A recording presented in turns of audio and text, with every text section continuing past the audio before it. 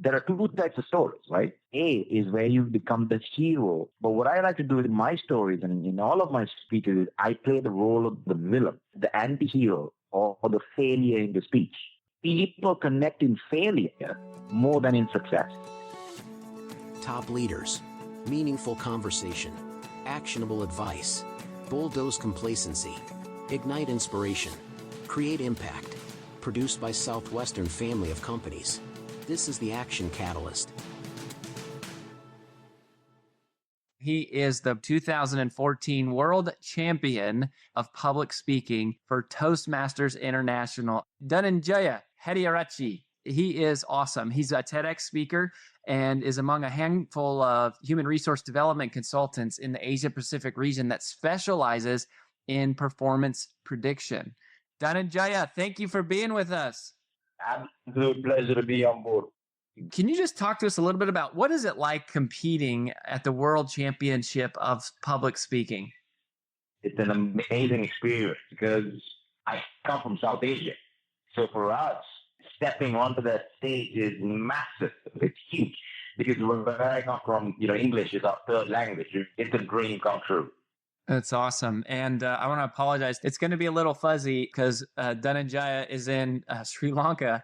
And so we're catching him on Skype. So let me ask you this question. What do you think is the hardest part of being in the contest specifically?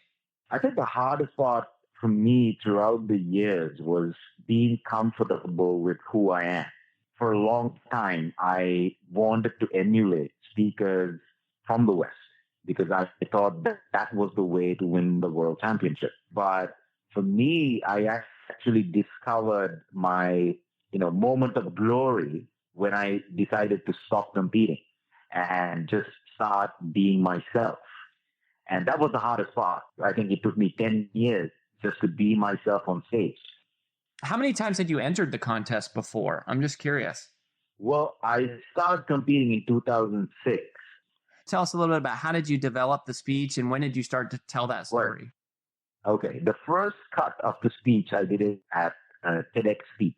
Now, what I wanted to give to the audience was, there are some people in life that can't figure out what they're good at by themselves. So if you look at my life, I think every achievement that I've achieved in my adult life has been because of the influence of others. And whenever I wanted to give up, they just stepped in and made me not make that decision. When you associate with the right people, you can achieve great things in life. I did this speech in schools. I did it for children, got a great response. So I wanted to make this into a 5-7 minute speech. It took me a year to do that.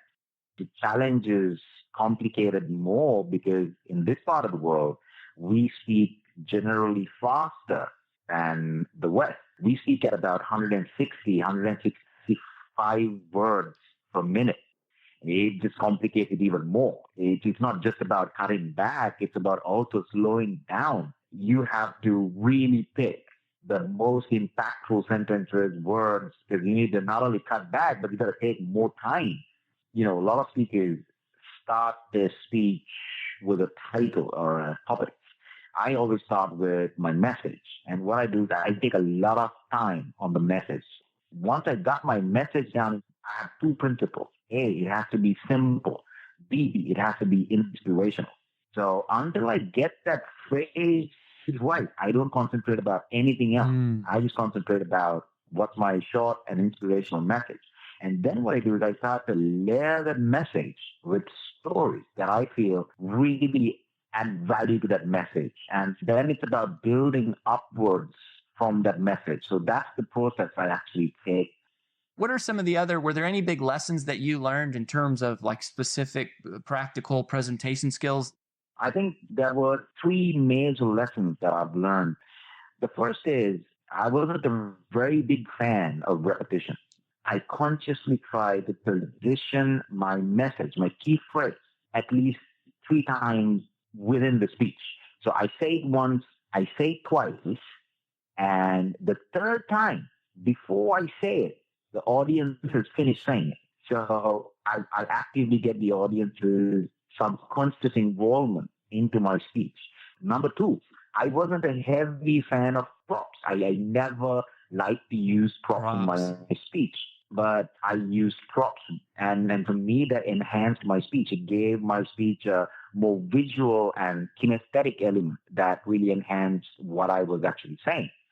Third thing that I learned, make it about the audience. I had a pull approach where the audience was getting pulled into my speech as opposed to me kind of thrusting down advice or, pushing content down to them. So those are the three things that I've learned. So repetition, props, and allowing for a pull message instead of a push message. How do you create a pull message instead of a push message? What I normally do is it has to do with how you construct the story. Now, there are two types of stories, right? A is where you become the hero of your story, where you're the hero of the story throughout.